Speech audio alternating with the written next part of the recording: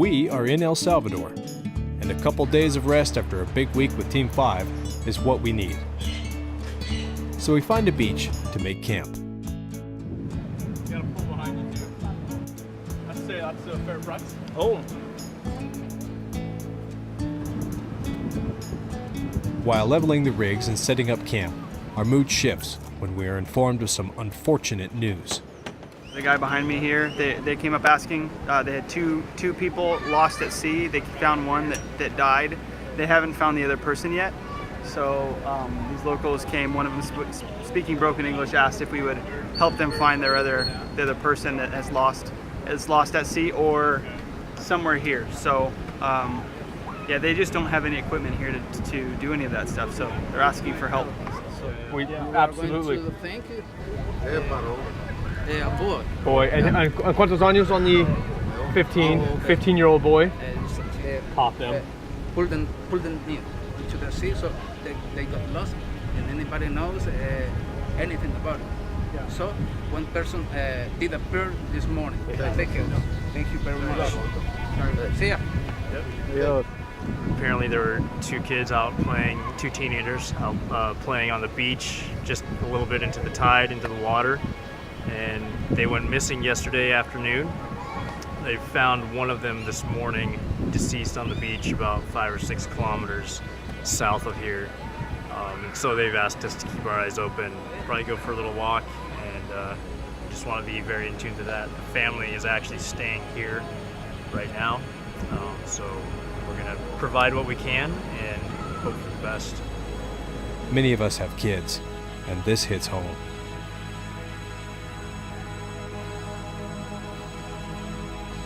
Just as we sat down, the owner of the beach comes over to welcome us. Turns out, he's a real treat. And you're all single guys? No, we're all married. Are they here? Married minus one. this guy. Sex is legal in this country. And you could drive into San Miguel and for $30 to $40 spend a half hour in a room with a gorgeous young 18 or 19-year-old girl. We're on camera, but yes, I've done it over 100 times. It's a wonderful thing, and you'd be helping out girls that are very desperate and like to play. So, that's an option. Well, that's certainly not an option, and more than likely, he's more than just a John. John's also pretty knowledgeable about some other questionable things. Finally came to us, and they said, we want you to pay, and I And said, who's there? Like MS-13 or Los Barrios or some whoever local has version? control of this area. Whoever's running the zone. And it's all about the cocaine highway. And as you remember when you were young, the cocaine used to get flown right from out of Colombia right into Mexico. Right. And then across the Covert border. airstrips all right, over Mexico. Right. Well, now they don't do that anymore. Yeah, There's no more. Shut all those airstrips down. Right. They shut all those airstrips down. You know where they are? They're in Honduras. Huh. They're in Honduras. They're right over the border there. So that's why there's crime in here in Guatemala and Mexico, because you're talking about the largest industry in the world, $150 billion non-taxable income, the cocaine industry. So they came here and they said they wanted us to pay. And I said, well, how much is the fish cooperative paying? And the fish cooperative is paying $75 a month. So I said, well, I'll give you $100 a month. So they said, great. The only thing is we kind of don't do monthly payments anymore. We do one lump sum. And I said, well, that's just never happened. So they said, but look, we're really trying to raise money. So if you give us $500, we'll give you 7 months. We'll give you 2 months free for an advance payment. I go, I like these guys. So what does that mean? What that means is if any punk is walking down the street and they think they're going to come over here and mess with you guys, we're not going to call the police. We're going to call the bad boys. And they're not going to come asking questions. And there are no secrets in this valley. Everybody grows up to marry the girl next door. So we will find you, and you will be sorry. But I think it's great. At first I was really against it, and putting out fire with gasoline and doing the right thing and all that. But in hindsight, I think it's very cool. And they provide a service because the police really don't work here. Police come up to me trying to sell me turtle eggs. I go, guys, you're supposed to be the people arresting the people with turtle eggs. We go, yeah, we did arrest them, and now we're going to sell them to you. What kind of a system? The good thing about this guy is that he doesn't live in our country anymore. While John talked our ear off, we had another fellow land in our camp. right at my house. What's up? We don't know what he's on. It doesn't take a genius to know you should not hang around in these environments. What do you do? Just a pretty heavy feeling around this place right now, so I think it's best for us to move on. We're no help here. We got other things to do and more places to see on our trip, so we're glad to get moving. El Salvador is a beautiful place. I mean, the beach is beautiful, but the whole country just seems to have a weird vibe to it. And I think all of us, between being exhausted and just landing in an area where we have the owner of this place is talking about sleeping with women for money, and that how it's a good thing to sleep with women for money because they need the money. Where Clay and I are coming from the standpoint of our wives are racing over in Morocco right as we speak, fighting to get rid of that stuff. He's what's wrong with the world. Knowing that what my wife and what Rhonda stand for, the 1 in 4 on sexual abuse and all that stuff, I could have just punched that guy in the face because of the stand that he took on his justification, his simple justification of, well, they're in need and you can help them out by doing this. So selfish. It's so wrong backwards. Just decided that we're not resting here because we're not getting any rest. We're gonna move on through El Salvador, get through Honduras, which is just a quick 50-mile push, and then get into Nicaragua. So we're gonna find some rest in Nicaragua at this point in time. 2 borders stand between us and a couple days of rest. We are ready to pull out all the stops to make it happen. This time we got a fixer, and we met him at the gas station. He was a real cool guy. Kind of take those guys with a grain of salt, but this time seems like a real positive thing. So we're going for it. We're gonna give it a try, which hopefully will greatly expedite this process. Or it might be worth it, it may not be. He is my friend. Ronnie? Yeah, he living here. I work in the bank. You need to sign. Yeah, this paper for that's Kyle's. It's right here. Kyle. This is great. I don't want to get too excited yet because we might get Held up later on in the line here, but we're moving fast through this. It's awesome. You'll be surprised from what a few cigarettes, a lighter, some gum, and playing cards can get you in places like this. Honduras is the starting point of what is called the cocaine highway. And cocaine is actually flown in on remote airstrips into Honduras, and then it's eventually smuggled up into Mexico, where it finds its way into the cartels. Some of our other sources also tell us that to be really careful, that there's heightened activity in the area. So we are just trying to be a fast mover and get through this area as fast as possible. After traveling a longer distance than normal within a no man's land, we come up to the Honduran border. Julie. Who is that guy? Jeffrey. Yes, sir. El Andoni. Mm-hmm. Licencia, título. You got it all from there. Okay, park up here. Hey, Creepy. See you later, Creepy. Nope. You guys all come making your way, guys. That's creepy. Okay? That A bunch is of really kids creepy. wanting money. That is Proctor. Welcome to Honduras. Lovely place. You can go. It's amazing how you can just go across a line and experience a totally different place. I can't wait to get through this side of the border. This place is a little weird. It's kind of voodoo-ish. We're going through the immigration process, jumping through hoops. We're out of El Salvador and we're in step 1 of getting into Honduras. We got to do our visas to get in here for our persons. Then we got to get the vehicles in here. Then we got to get fumigated, and then we're on our way. So we got a couple helpers that we enlisted because they are quite helpful. It's worth it to pay them $5 each because they're standing in line for us and holding our hands to each of the checkpoints. So it just makes the process faster. So things are going good. Our fixer had a helper waiting in line, allowing us to get in and take his place. It expedited our border time exponentially. crazy. So tons of people are traveling right now. And with already talking to Ronnie earlier, he said that this is a pretty big border for the cocaine smuggling across. So that's also why we have to keep our heads on straight, and it just makes it more of an interesting border to cross. If anyone ever tells you that borders aren't stressful, they're lying to you. Yeah, sure, it's all a big game, but it's a stressful one.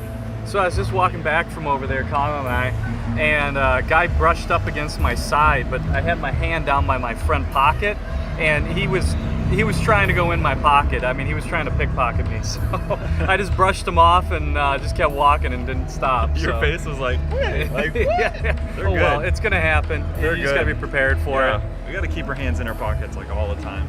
Let's see if you catch the pickpocket this time.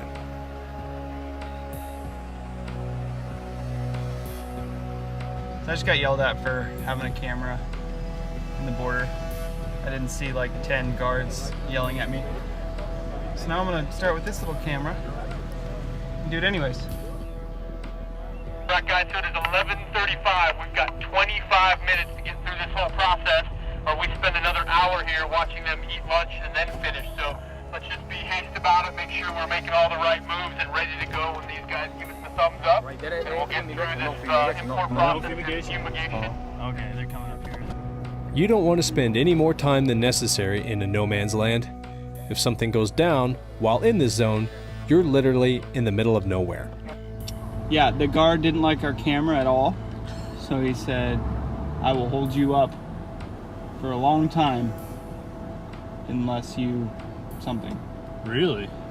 Outside, we sort out the deal with our fixer. Yeah. American? Yeah. It's the classic negotiation that starts out at $100 and lands at 15. I saw the line. It was a big line. I agree. I'm not denying it was a big line. no. What do you feel? Yeah, that's fine. All right. One moment. Okay. All right, good work, everybody. That was just about 2 hours and 20 minutes to cross 2 international borders in a border that we expected to take 3 hours minimum, so we're already got a little equity there.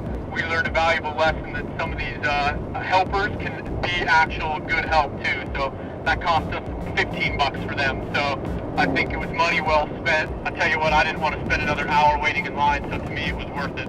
And, oh, FJ45 on the right. Gotta love it. Over. As we move through this short section of Honduras, the girls of Expedition Overland are across the world in northern Africa, in the beautiful country of Morocco.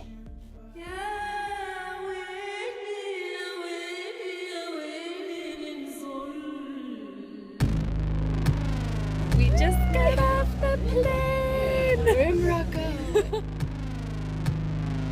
Rhonda and Rochelle are preparing to start the event known as the Rallye des Gazelles.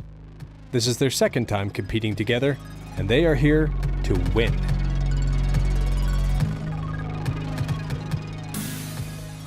So we're in Rabat, Morocco, at the official ceremonial start of the 25th annual Rallye des Gazelles, and it's freezing. The Rallye des Gazelles is a all-women's off-road rally. It's the hardest, longest all-female rally in the world, and it's by dead reckoning navigation only, which means you only have a map and a compass, no GPS, no electronics of any kind. You actually have to turn those in at the beginning of the rally. So there's 6 egg checkpoints a day over a period of 9 days, and we work our way west through Morocco. It's a really cool way to see the country. Yeah. And we end up in Essaouira, where we get to parade on the beach at the end. It's really cool. Awesome event. Yeah. He's not French. When Rochelle gets interviewed by a French cameraman, she speaks caveman. It's I think so I funny. have to speak She's caveman. like, we go to the places and we get these checkpoints. At the ceremonial start, the girls meet up with many of the American teams, including Team Hoenn, friends made during last year's competition. Want to say hey? Hey! How you doing? Good. Ready to get this party started? Yeah. USA! USA! USA! The environment is one of the bigger challenges in this rally, and it doesn't wait long to start dishing it out. We are climbing to the top of the Atlas Mountains, which is what we have to go through to get to the other side, to our food. Welcome to Africa. We have this little Renault Kangoo van that probably only has two-wheel drive. They can barely make it up, and we're stuck behind them for a long, long ways. Shelly, how do you feel about this? I am not choosing joy right now. She's not choosing joy, and so I'll choose it for us. Stop stopping! My driver's getting angry.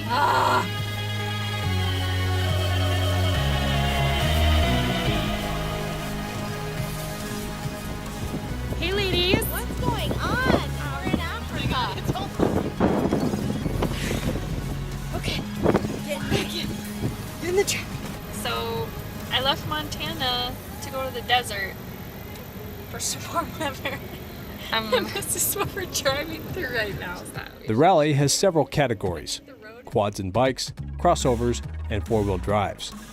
The XLs are competing in the four-wheel drive category. For the next 9 days, the girls will be looking to drive the straightest lines possible between checkpoint flags hidden in the Sahara. This is a rally around precision, not speed.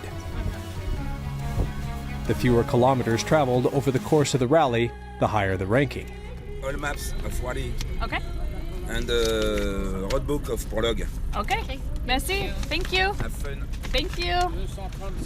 Au revoir. You win this rally through perfect execution of map reading, holding a heading, and driving the straightest line possible. A perfect balance between driver and navigator. Oh, and don't break down or get lost, because you'll be removed from the rankings when you call for assistance. I like to hike this with Rhonda so I can get a visual of what I'm about to drive all day. Wow, I'm out of shape. Get ready, it's gonna be a long day. Yeah. Okay, so here's where we are. Okay. And we have to get here. So we're going on the left side of that peak? No. The other side of that big peak right here. Yeah. Other side of it, the right. Oh, got it. That's the seating. Okay.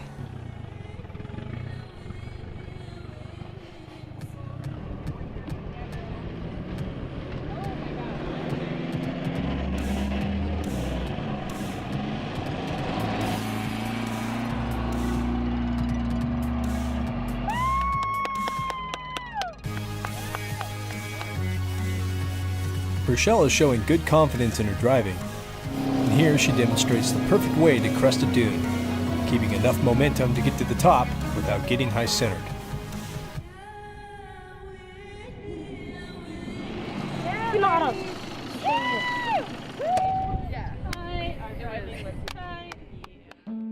The girls are performing really well. Their previous experience in the rally is paying off. But they were saying you did get hopelessly lost like one year. Last year. Was that last year? Yeah, day 3, really bad. So is that like... We're actually going to be tackling that beast today, those mountains. I'm a new person this year because I actually know how to navigate. Once you get lost that bad, you learn the skills to not do that again. Never ever do it again. It was super scary. We thought we were gonna sleep out in these mountains with no one around us and a bunch of nomadic people that they like to crowd around you. That just would not have worked. So, see, she's allergic to the helmet. Yeah. Don't poke it. Looks I like know, you've got like bot fly or something.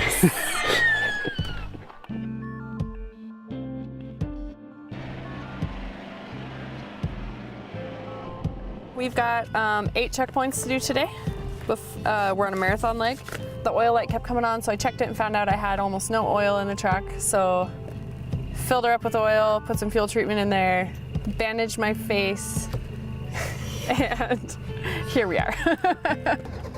New challenges lay before them. Their good fortune, though, appears to be dipping south.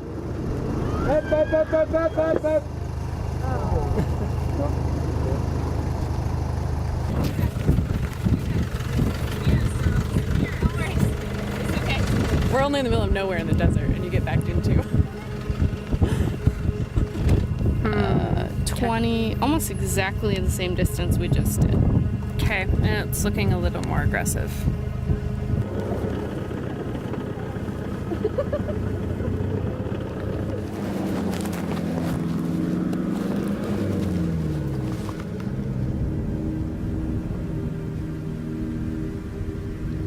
We were just driving and then we heard the bong, and it wasn't as aggressive as the first time we heard that sound, but then we looked under here and the coil snapped.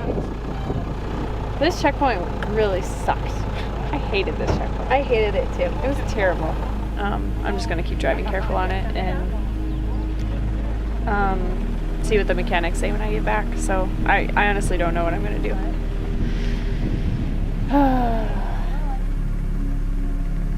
If the coil fails completely and they need to call for assistance, the girls will be disqualified.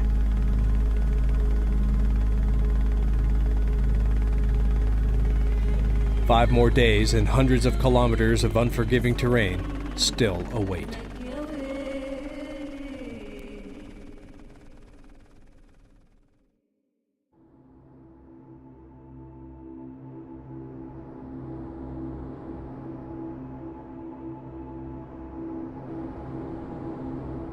We have met a gentleman named Marvin. So we're going to see what he can do to help us out here. Can you hot mic for us right here? Our new fixer, recommended to us by our last guy, isn't proving to be so effective. In fact, he's more or less a nuisance. Sharp boys, and keep your eyes on all our goodies here. Roll up windows. Okay. Passport. I'll get to my passport. Un momento. I'll punch your throat. Seriously.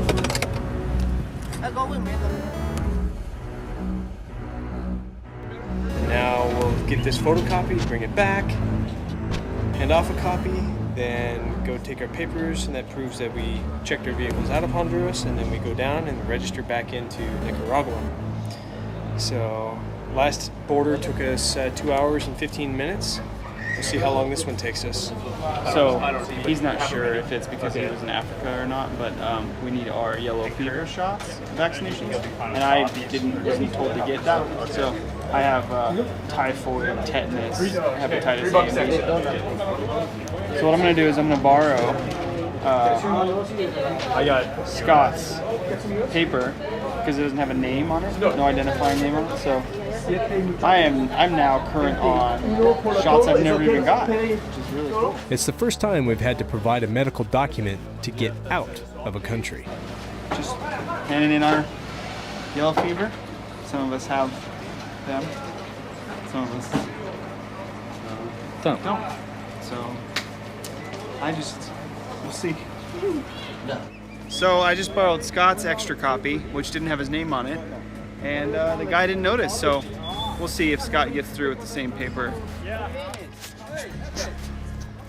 Toby, you got in with a copy, and then he flagged me on a copy and wanted the original. On the same piece of paper. On the same piece of paper. So you got lucky. That's how you do it, man. You just gotta, I don't know if lie is the word. Yeah, it is. That's the word. I think I threw a wrench in the system because everybody else gave him a copy.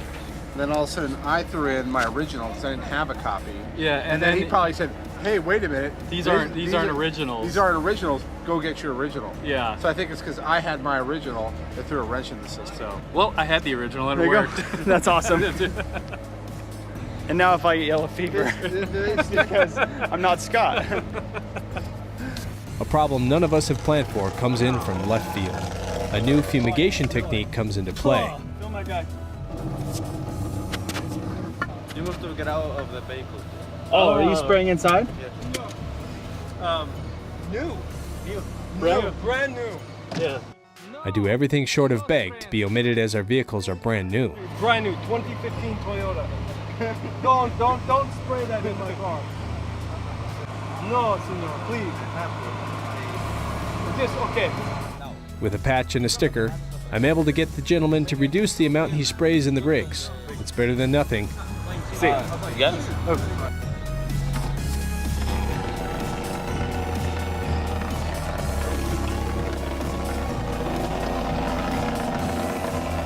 At least it's better than the full dose others are getting. You can taste it. You can taste it. That's like a year off your life right there. I don't need to. You got to get in the car. I just went to try and sit in the car and I about fell over. Yeah. Just as we think we are in the clear, it all goes wrong. Sí, sí.